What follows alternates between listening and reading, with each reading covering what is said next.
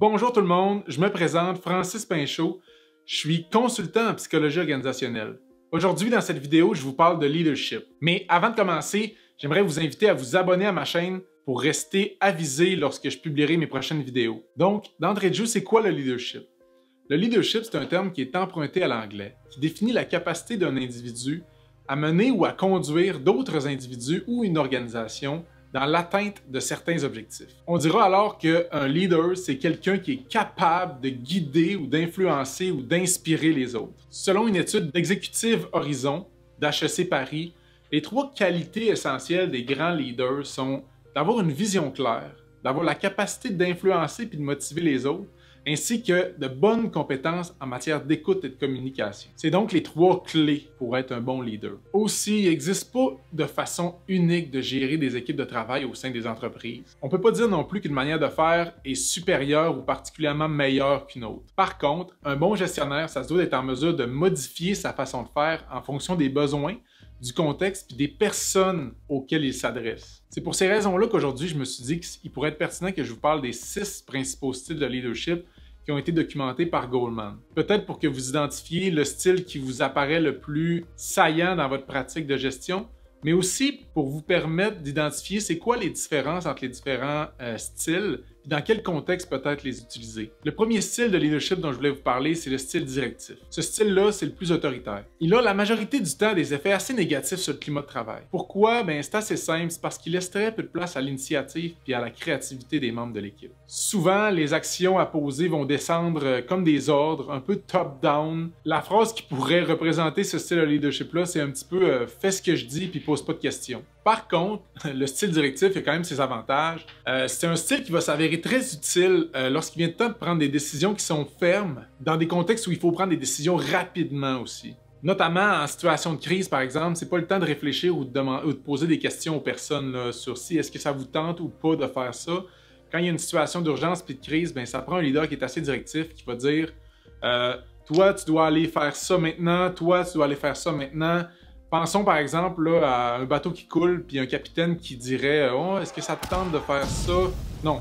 Ce qu'il faut faire, c'est de régler l'urgence, puis après ça, on reviendra sur la situation pour en tirer des apprentissages. Donc, ce qu'on observe, c'est que dans les situations stressantes, les membres de l'équipe vont souvent avoir besoin d'une forte présence de leur leader. Dans les situations de stress, comme par exemple le bateau qui coule, c'est généralement anxiogène pour les employés puis les membres de l'équipe. Donc, ils vont avoir besoin d'un leader qui se veut directif, puis une forte présence de cette personne-là pour prendre des décisions importantes. Le deuxième style de leader dont je voulais vous parler, c'est le chef de file. Le leader chef de file, il est un peu moins autoritaire que le leader directif, mais il n'est pas moins exigeant envers les membres de son équipe. Il n'attend rien de moins que l'excellence. Étant lui-même une personne qui excelle dans ce qu'il fait, qu'on pourrait caractériser de superstar, il va attendre de ses collaborateurs qu'eux aussi rayonnent comme des superstars. L'avantage majeur de ce style de leadership-là, c'est que si ses collaborateurs le suivent, effectivement, ça va faire des équipes qui sont très performantes, puis très engagées, puis très dédiées, puis dévouées à la tâche. Ils vont aussi accomplir des choses qu'on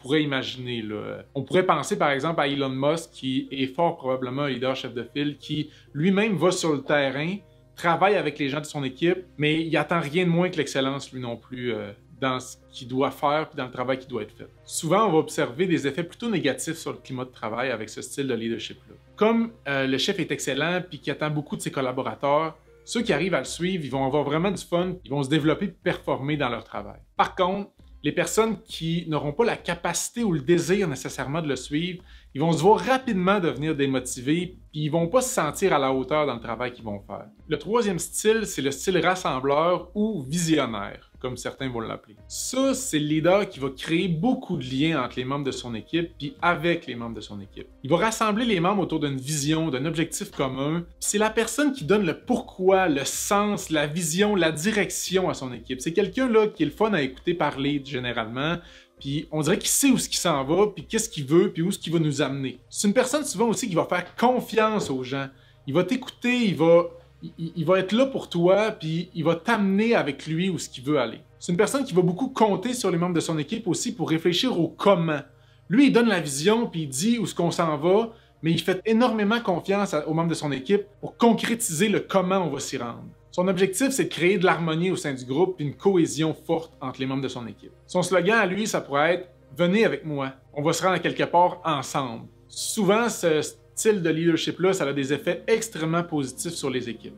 Le seul petit facteur à tenir en considération, qui est peut-être un petit facteur de risque avec ce style de leadership-là, c'est dans la mise en application de ce que cette personne-là va dire ou promettre à ses équipes. Comme il est visionnaire et très rassembleur, bien, la direction dans laquelle il veut amener son équipe, il va falloir qu'il fasse des actions concrètes pour l'amener, son équipe, à l'endroit où il désire aller. Souvent, c'est là où ça peut avoir des impacts négatifs.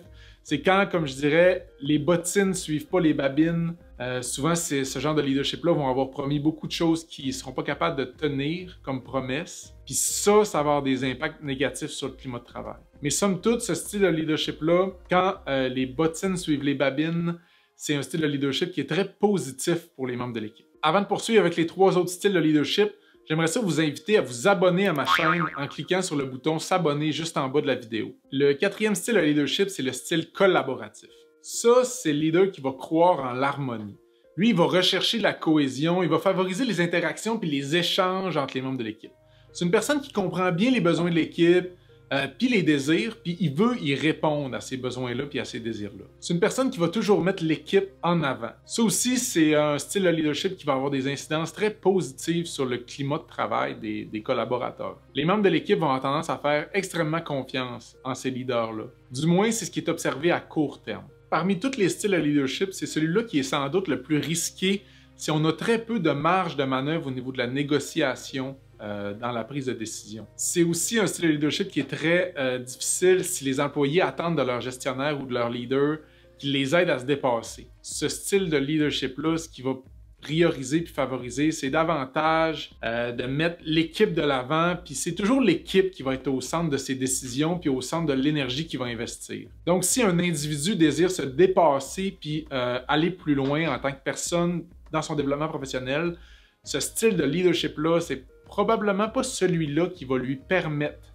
de se rendre où il veut aller. Par exemple, les personnes un peu plus carriéristes vont pas vraiment apprécier d'avoir des leaders de ce style-là. Le prochain style, c'est le style consultatif ou participatif. Ce leader-là, ça va souvent être celui-là qui est le pacificateur. Il a une très grande écoute, il est intéressé à connaître les idées de tout le monde, puis il veut que la décision soit prise en collégialité. On va prendre la décision ensemble.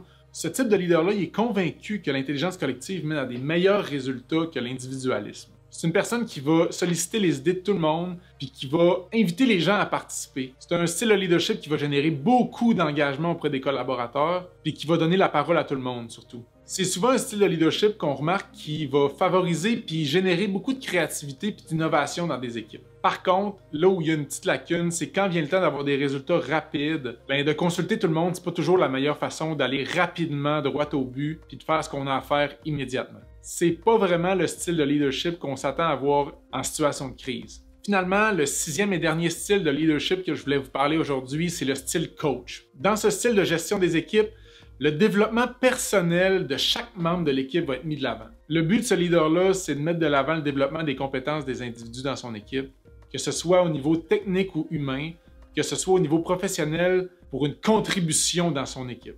C'est vraiment le coach de l'équipe qui veut que chacun de ses joueurs performe au meilleur de ses compétences, puis que si un de ses joueurs se développe tellement qu'il doit quitter, bien, qu'il va l'aider à quitter, puis qu'il va l'aider dans son développement professionnel. C'est une personne qui va avoir à cœur les relations entre les membres de son équipe, qui va mettre beaucoup d'énergie pour que ça fonctionne bien. Il veut générer beaucoup de synergie, puis d'énergie positive entre les membres de l'équipe pour atteindre les objectifs qu'il s'est fixés. Dans le fond, lui, ce en quoi il croit, c'est qu'en développant les individus dans son équipe, il va créer une équipe qui est d'autant plus puissante puis forte puis qui va être plus performante. Ce style de leadership-là, il favorise beaucoup l'autonomie des membres puis la construction d'équipes compétentes. C'est un style de leadership qui va viser beaucoup le long terme en tenant compte aussi des objectifs qui sont un peu plus proches. Mais lui, il vise le développement d'une équipe forte, solide puis performante à long terme. Par contre, c'est un style de leadership qui est un petit peu plus difficile à mettre en œuvre. Parce qu'il s'agit, dans ce style de leadership-là, de guider les gens en leur laissant énormément d'autonomie dans leur façon d'exécuter les choses puis d'exercer leur travail. Il faut faire preuve d'énormément de confiance envers les individus qui nous entourent, autant dans leur capacité d'arriver à relever les défis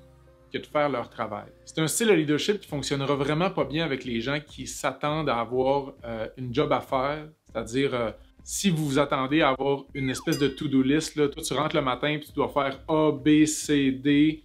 c'est vraiment pas un style de leadership qui est adapté dans ce genre de situation-là parce que les individus qui ne veulent pas beaucoup d'autonomie vont vraiment pas trouver ça agréable là, de se faire laisser à eux-mêmes dans leur épanouissement professionnel puis dans la réalisation de leurs tâches. Donc, le leader coach, c'est vraiment pas la bonne personne lorsqu'il est le temps de faire de la micro-gestion ou de prendre des décisions à la place des gens. Donc, maintenant que vous en connaissez un petit peu plus sur les différents styles de leadership, j'imagine que vous vous demandez comment faire pour développer votre propre leadership. Personnellement, moi, ce que je vous invite à faire, c'est de faire preuve d'initiative, tout simplement. De commencer par être au clair avec vos priorités personnelles, puis ce que vous voulez faire de votre vie puis de votre carrière. De rester positif malgré les difficultés, puis de porter beaucoup plus d'attention au chemin que vous parcourez qu'à la destination. Soyez dévoués, puis faites preuve d'initiative puis de créativité dans votre travail. Faites des efforts supplémentaires, ça peut toujours être bon. Soyez curieux, puis partagez vos idées avec vos collègues. Les gens aiment ça, user de leur créativité au travail, fait que si vous êtes curieux puis que vous partagez vos idées, les gens vont sûrement être reconnaissants, puis vous serez agréablement surpris probablement d'entendre les commentaires de vos collègues par rapport à vos idées un petit peu folles parfois. Valorisez l'innovation. Dites des compliments à vos collègues qui ont des bonnes idées, ça peut toujours aider, puis vous savez jamais quel bien ça peut leur faire d'entendre un petit commentaire du genre « Hey, c'est cool, qu'est-ce que tu entreprends? Bravo, c'est le fun, je suis fier de toi. » Mais surtout, le dernier conseil que j'aimerais vous donner, c'est de rester vous-même, puis de vous faire confiance. Parce que oui, le leadership, c'est quelque chose qui se développe, mais on peut pas faire semblant d'être quelqu'un d'autre. Puis qu'est-ce qu'on veut développer finalement? C'est pas le leadership de quelqu'un d'autre dans moi. C'est je veux développer mon leadership à moi dans le contexte de mon travail. En conclusion, je suis curieux de savoir quel style de leadership vous colle le mieux à la peau. Je vous invite à me laisser un commentaire peut-être dans la description du vidéo pour me le mentionner ou me le partager. J'apprécierais beaucoup. Sinon, je vous remercie énormément d'être resté jusqu'à la fin. J'espère que vous avez aimé mon vidéo. Si ce n'est pas déjà fait, je vous invite à vous abonner à ma page. Sinon, je vous dis à la prochaine. Je vous remercie beaucoup. Bye bye.